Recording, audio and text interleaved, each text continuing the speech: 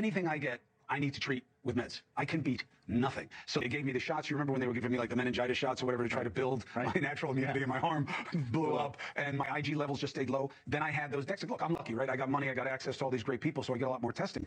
I lost bone density from COVID. Rare for males who lift weights to lose bone density, in their late 40s, 50s. I never got it back. Now, could that just be me, aging athlete or whatever? Or are you hearing indications of we got to look at this? I think that COVID is a brand new human disease, and it's giving us the clues because everybody got synchronized by getting infected at the same time to look at what some of these underlying problems are. We know, for example, that blood vessels are affected. 60,000 miles of blood vessels in our body, that's a big deal if you're actually having problems with them, right? We know that nerves get disconnected in the brain. They literally just unhook. Conversely, neuroscientists have also proved that SARS-CoV-2, which is the name of the virus responsible for a COVID-19 infection, actually causes fusion between neurons and microglia together, resulting in brain fog, seizure-like activity, and dysautonomia, frequently seen in long COVID patients. See that, and we think that can contribute to brain fog.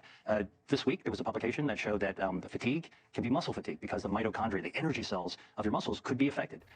As a matter of fact, when looking at this post-exertional malaise, which is known as PEM, it's a debilitating fatigue after activity.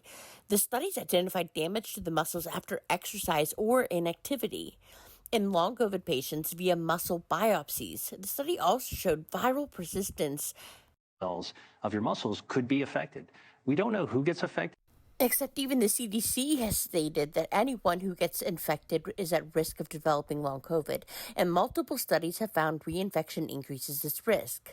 But we do know when they do get affected, it can be really profound. Now, the hope is here. Now, the answer that we don't have, which I wish we did, but that's why we have to do a series, is, and that's why Dr. Lee has Dr. Lee's special tonic. If you take this, it goes away.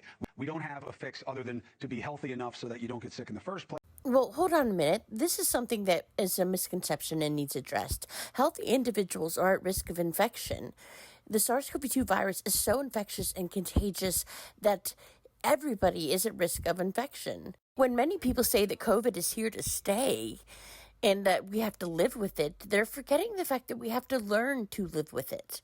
And that requires using certain mitigation strategies that we haven't employed before. Our world is different, and we need to act accordingly.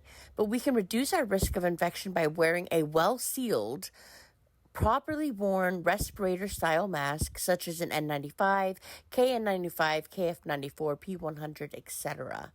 We also need to recognize it's airborne, so utilizing air hygiene strategies like ventilation, where you have at least 5 air exchanges per hour, filtration, use a HEPA or MERV 13 rated filters or higher, far UV light sanitation, and avoiding crowded indoor spaces will reduce this risk. Additionally, vaccines are beneficial, but they should not be used as the only preventative strategy because the virus continues evolving, making the most recent vaccines less effective. Think of viruses like the tech industry and the vaccine as the new gadget that you just bought. In a few short months, the gadget will become outdated and the new technology will outperform it. And as a purchaser, you may experience compatibility issues that result in system crashes or infections. But we also can employ other hygienic practices, such as washing hands, brushing your teeth, cleaning surfaces, because these are also beneficial, especially for reducing exposure to other transmittable pathogens.